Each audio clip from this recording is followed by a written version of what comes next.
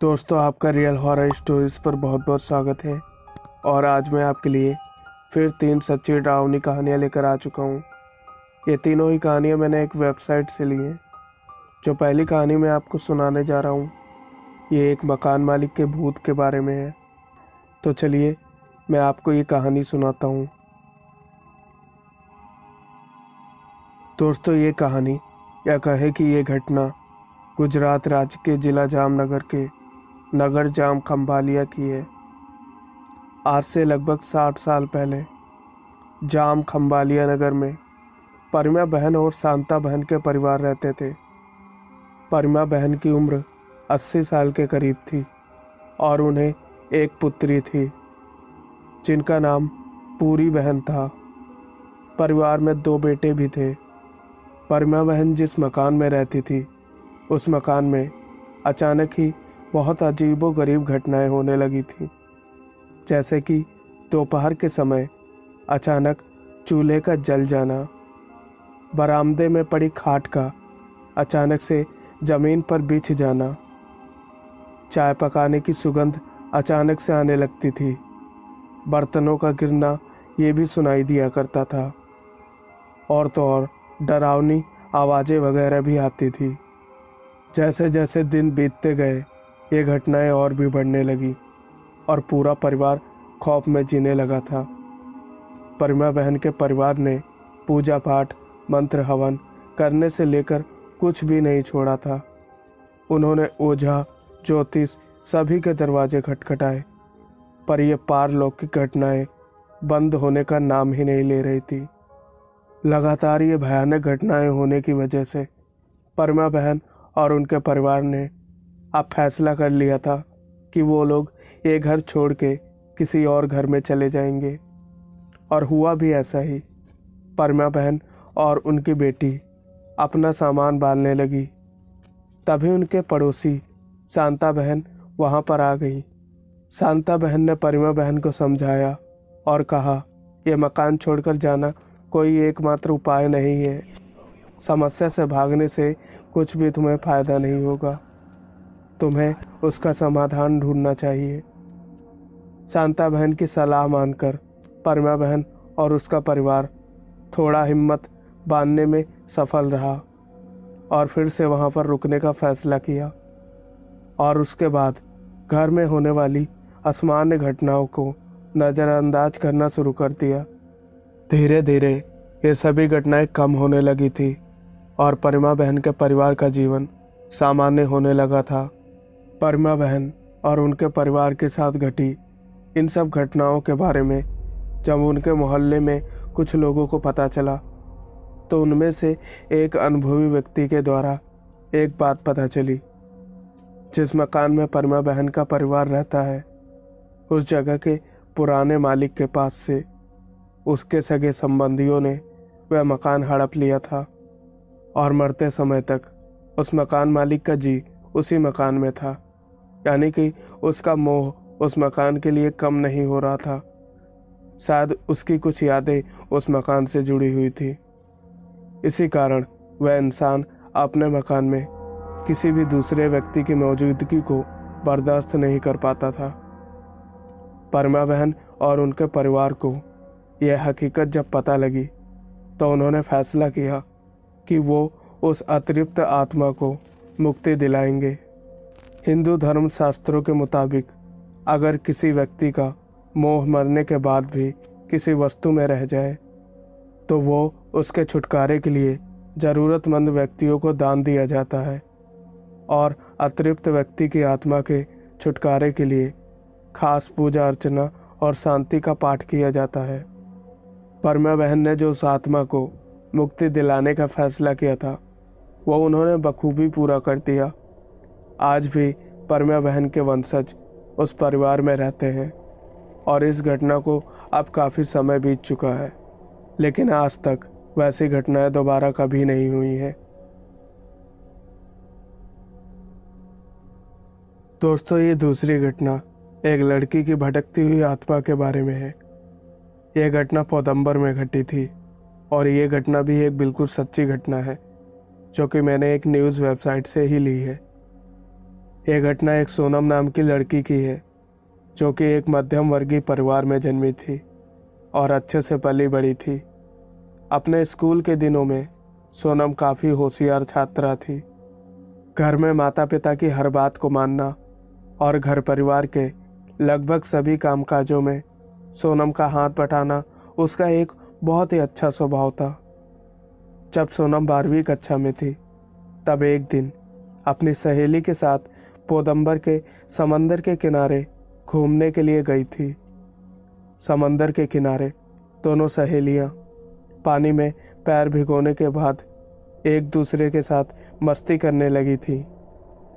तभी अचानक समंदर की ओर से एक तेज हवा का झोंका सोनल की ओर आया और पलक झपकते ही वह हवा का झोंका जैसे मानो उसके शरीर के आर पार हो चुका हो। इस घटना से सोनम बुरी तरह से डर गई, क्योंकि सोनम को उस हवा के झोंके के साथ हूबहू अपने जैसी दिखने वाली एक लड़की भी दिखी थी, जो सोनम के शरीर के आर पार हो गई थी। उस वाक्य के बाद सोनम की जिंदगी बदल ही गई थी। खाते पीते, सोते जागते, दिन रात, सुबह शाम सोनम को वही लड़की नजर आने लगी थी। अपने जैसी दिखने वाली वो लड़की सोनम देखकर बहुत ही घबरा जाती थी। वो रोने लगती थी और कई बार डर के मारे बीमार भी पड़ जाती थी। परिवार ने सोनम की तकलीफ को दूर करने के लिए लाखों जतन किए। पूजा पाठ, हवन, दान, धर्म और अन्य बहुत सारे काम किए, लेकिन इस सब का उस पर कोई भी असर ना हो सका। हद तो तब हो गई जब सोनम अपने कॉलेज की पढ़ाई कर रही थी। शहर के कॉलेज के प्रोफेसर ऐसे कमेंट पास करने लगे मानो जैसे वो सोनम के हूबहू कॉपी हों, और सोनम को देखकर ऐसे अचंभित होने लगे जैसे कि पुराना पाप सामने आने पर कोई पापी अचंभित हो जाता है। ऐसा कहा जाता है कि आज से 35-40 साल पहले उसी कॉलेज में एक लड़की पढ़ती थी और वह अचानक गायब हो गई थी। माना जाता है कि कॉलेज प्रशासन से जुड़े कुछ लोगों ने उस लड़की को अगवा कर लिया था और उसका बलात्कार करके उसे मार दिया था और उसके शरीर को टुकड़ों में काट कर कुछ तो कॉलेज में दफना दिए और बाकी समंदर में फेंक दिए। उसी लड़की की आत्मा सोनम को दिखती थी। वो अपने लिए इंसाफ चाहती थी। सोनम आज भी अपने जीवन में कभी कभी उस लड़की की परछाई को देखने का अनुभव करती है, पर अब सोनम ने अपने डर का सामना करना सीख लिया है और इस बात को समझ लिया है कि अगर हकीकत में कोई घटना उस लड़की के साथ ऐसी हुई है, तो समय आने पर उस रात से पर्दा जरूर उठेगा और दोषियों को सजा जरूर मिलेगी।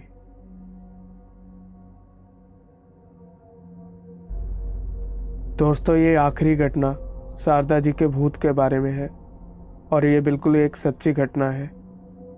शारदा देवी का जन्म गुजरात के भनगौर गांव में हुआ था और उनका विवाह पोदम्बर शहर के व्यापारी जीवनलाल के साथ हुआ था। जीवनलाल एक संयुक्त परिवार में रहते थे। वो लोग कुल 5 भाई और 4 बहन तथा माता पिता का भरा पूरा परिवार था। शारदा देवी ने एक पति और बहू होने के फर्ज निभाए, तन मन से अपने ससुराल वालों की सेवा की, पर शारदा देवी को बदले में सुख नसीब नहीं हुआ। शारदा देवी की सास और ननद उनके साथ जानवरों जैसा व्यवहार करते थे। उनके गहने और कपड़े भी छीन लेते थे। बीमार होने पर भी वो लोग उनसे बहुत काम कराते थे।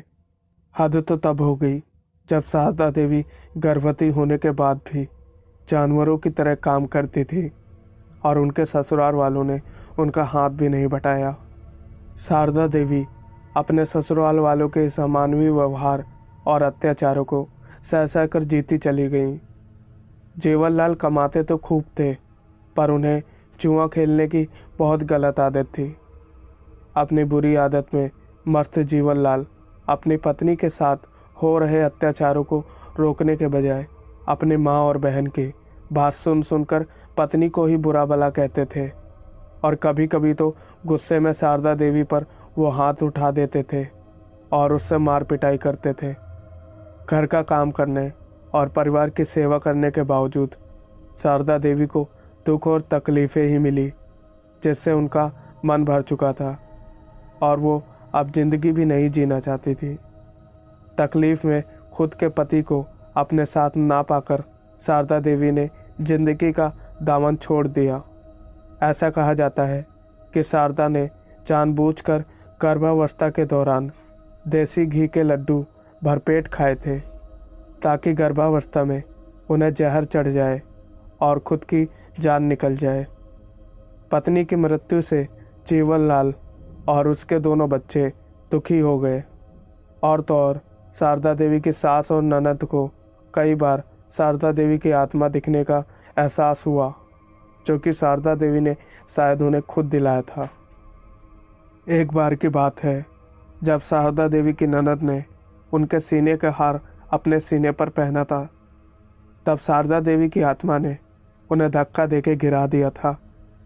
उनकी छाती पर शारदा देवी की आत्मा बैठ चुकी थी और जब तक उसकी ननद ने शारदा देवी का वह हार अपने गले से उतारा नहीं, तब तक वह जमीन से उठ भी नहीं पाई थी।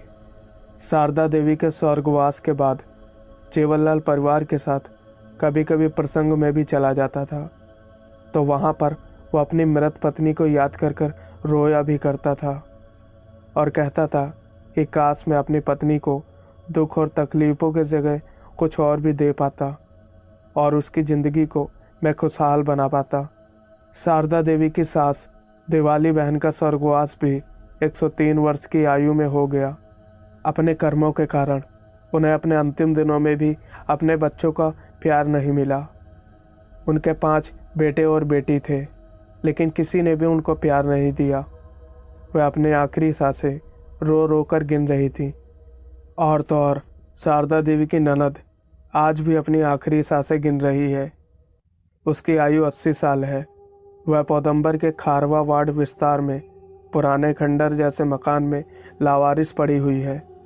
शारदा देवी के गहने और कपड़े आज भी उसकी बूढ़ी ननद के पास हैं, लेकिन वो ना तो उसे देख सकती है, ना उठकर उसे पहन सकती है।